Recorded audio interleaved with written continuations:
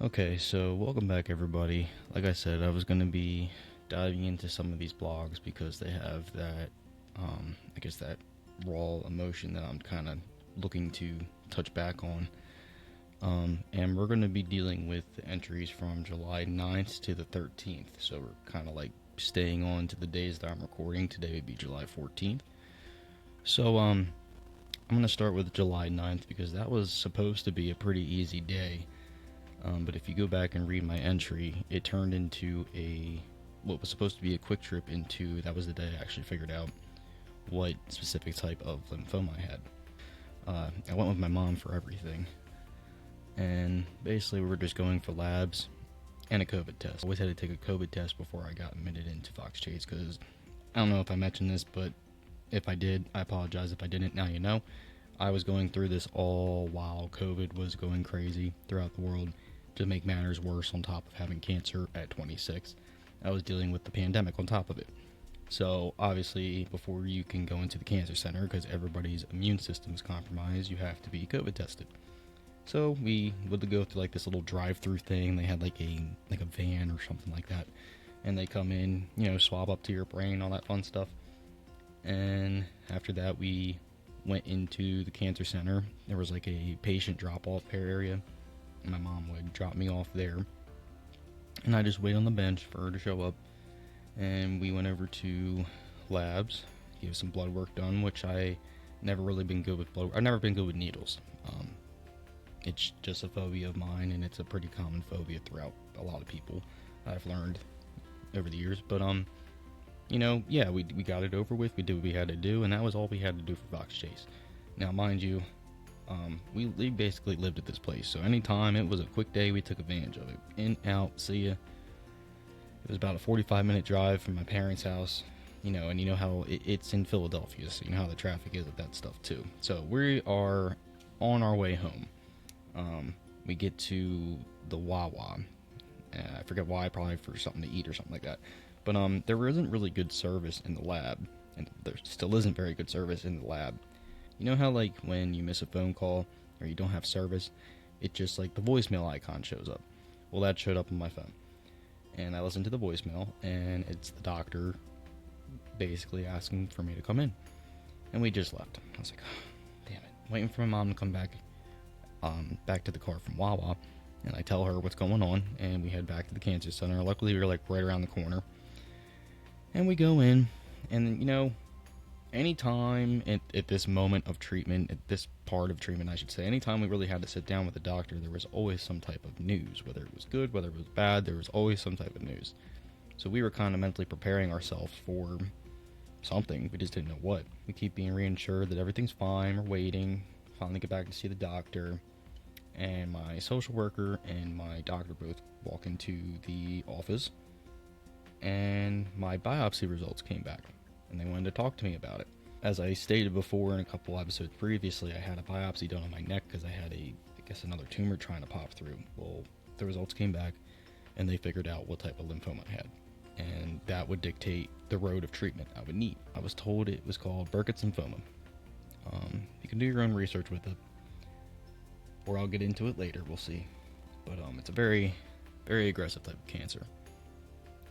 Moves very quickly. It can't hide. And aggressive cancer means aggressive treatment. So my treatment plan now changed, and I basically had like a two-part treatment. They called it a Part A, and they called it a Part B.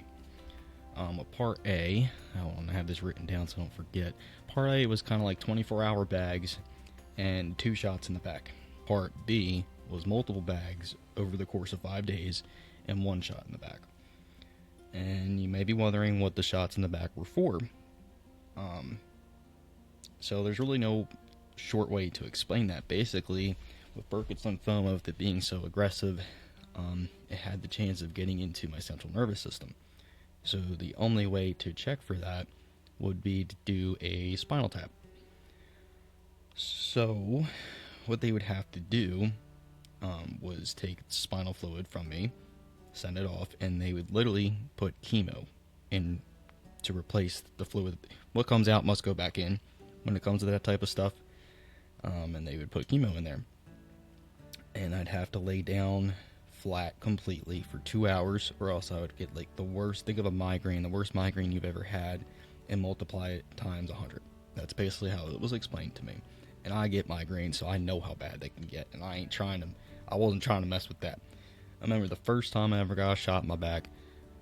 When I came back, I was so. My anxiety is terrible. We've covered this. So they had to basically shoot me up with a bunch of Ativan just to get me to calm down because I would shake so bad, and you don't want to be shaking during a spinal tap. I mean, they numb you and everything like that. It's one of my biggest fears.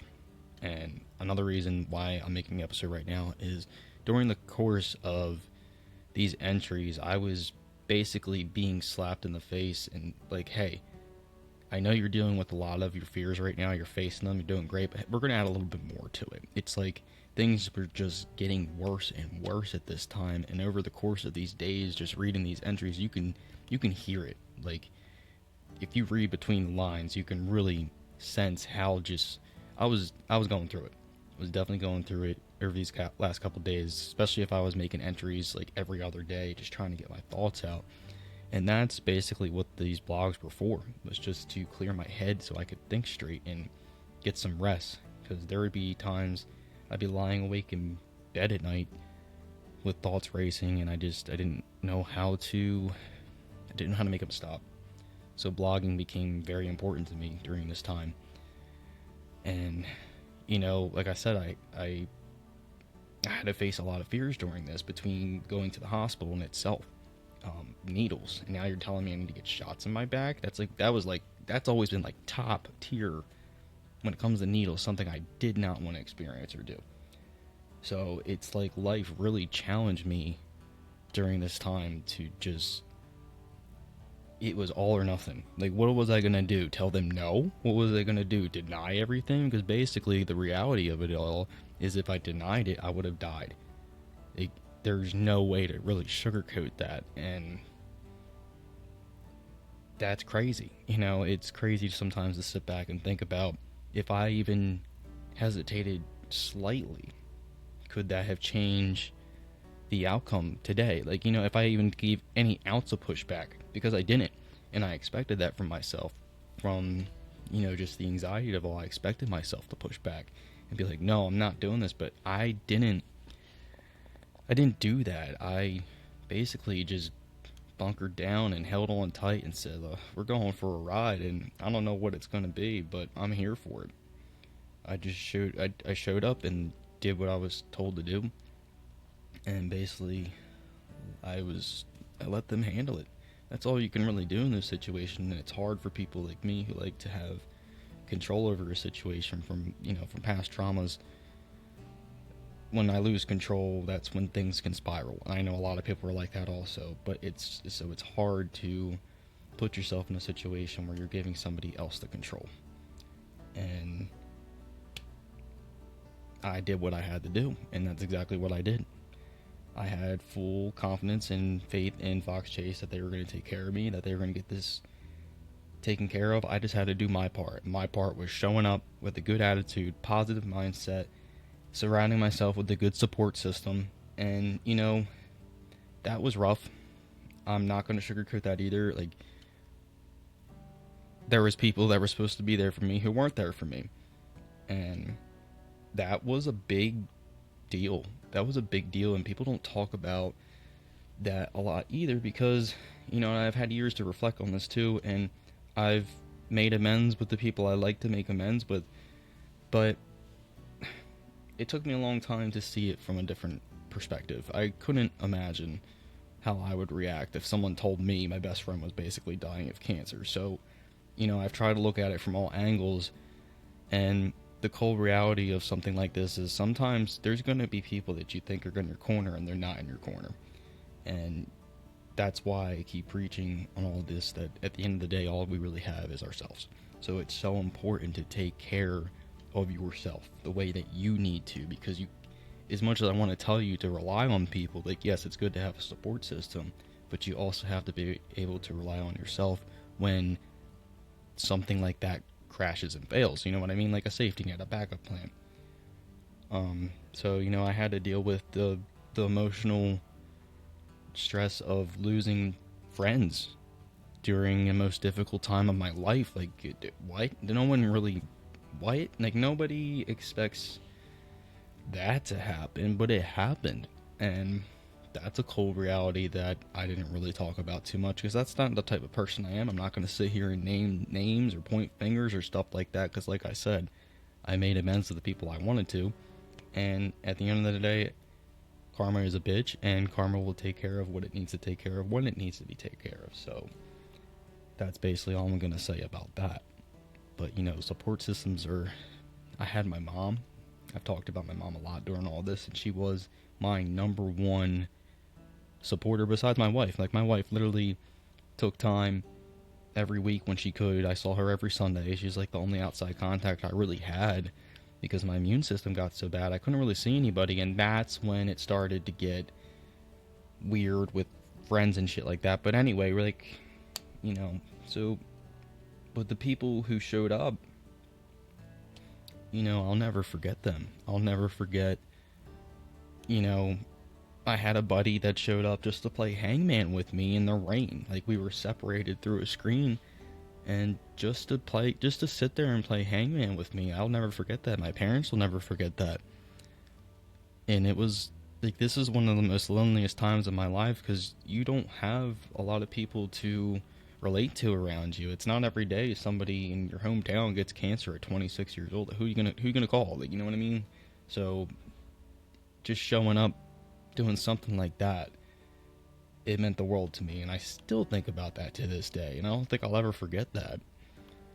So, you know, any act of kindness really counts in such a negative situation, and I absorbed every little positive being that was sent my way. I just held on to it, and that's perseverance is basically, you know, I pushed through fears, I pushed through anxiety, I pushed through emotional stress. Like, you wouldn't believe, man, like, you were tested. Like, I know a lot of it's physical, but they don't talk about how much mental is really behind all of this.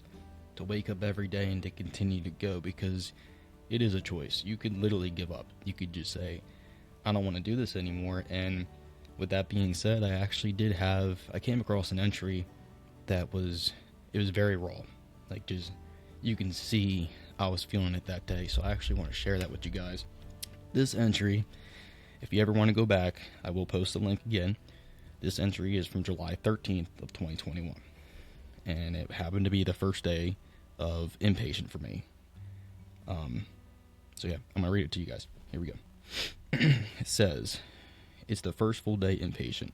This chemo is definitely different than before. It was kicking me in the ass today. They started chemo late last night and ran into later half of the night, which means I didn't get much sleep because of steroids running wild in my body. So most today I spent sleeping. A lot of people spend their time here sleeping, but last time I was pretty awake.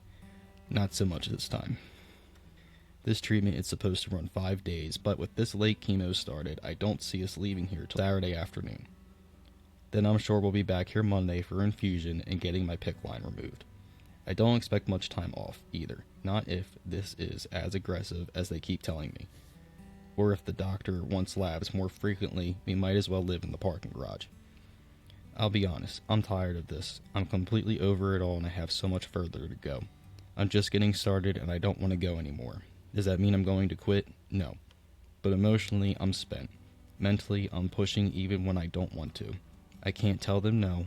I can't deny anything, and if I do, I'll die. And that's so hard to face. I'm 26 years old fighting for my life, and I have no choice but to do things I don't want to do. I have to if I ever want my life back, and I can't stand it. I can't stand how long this is taking, or how much longer it's going to take. This isn't a walk in the park. This isn't easy for anyone. I just happen to get lucky and deal with it young. And being younger does not make this any easier. Sometimes it makes it harder, especially when I had so much at my fingertips that I worked so hard to achieve. I was almost there and able to set Ashley and I up for a future. Now, I feel useless, and I have no idea when the end is near. I have no clue, no end date, no estimate of when this is all said and done. I know my body is responding just by my knee. Even today, my knee is down after just 1 day of treatment. There is positive, but I do feel the negative from time to time. I'm very emotional, and I don't understand any of this. I don't understand why things have to be the way they are. I don't understand why I have to get this rare form and aggressive cancer. Why? What did I do? Nothing. I didn't do anything to deserve this. No one deserves this. I wouldn't wish this on my worst enemy. Mainly because I believe what you put out comes back. But still, this is not anything anyone wants to experience. I've cried in this room and felt so hopeless sometimes. It's normal. It's the cold reality of all of this. I know I stay positive to keep the morale up, but I'm so upset still. I'm still dumbfounded this is even happening, and I'm so scared it'll come back. I'm terrified. I guess that's natural. I don't know. So many chemo bags to keep track of, I've honestly stopped. I do know I have a 2-part treatment that flip-flops, which I basically just explained that to you guys, so I'm kind of going to go over, just skip that part. All in all, I know I'll be okay, but sometimes when I'm in the hospital, I get hit with raw emotions I can't fight off. I have to let them flow. I have to cry, get mad, upset, all of it. It's part of the process, and don't you dare let anyone tell you otherwise, or that you're weak. We are not weak to be dealing with this. Besides, the greatest people face the hardest battles. So basically, you can just hear throughout that entire entry, I was just so conflicted. I was mad, I was sad, I was angry, I hated the world, I loved the world, didn't even know how to feel. And if you ever feel like that, I just want you to know it's normal to feel that way sometimes. That's just called, you're processing. You're trying to, I like to say you're getting your ducks in a row. I say this all the time. I'm constantly getting my ducks in a row, and sometimes I don't even know if they're in a row. One's usually off swimming. It's alright. That's what you have to do sometimes. So,